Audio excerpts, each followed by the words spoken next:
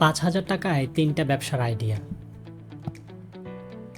ব্যবসা শুরু করতে লাখ টাকা লাগবে, এই ভাবনাটা বদলান। মাত্র ৫,০০০ টাকা দিয়ে শুরু করতে পারেন এই ৩টা ব্যবসা। ১. হ্যান্ডমেড চকলেট বা কুকিজ।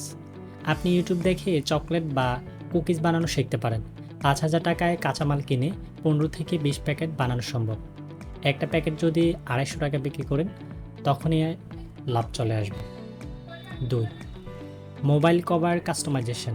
ব্ল্যাঙ্ক মোবাইল কভার কিনে এনে আপনি নিজেই ডিজাইন করে কাস্টম কভার বানাতে পারবেন। খরচ কম, লাভ বেশি। কাস্টম নাম ডিজাইন থাকলে তরুণদের কাছে খুব জনপ্রিয় বা চাহিদা পাবেন।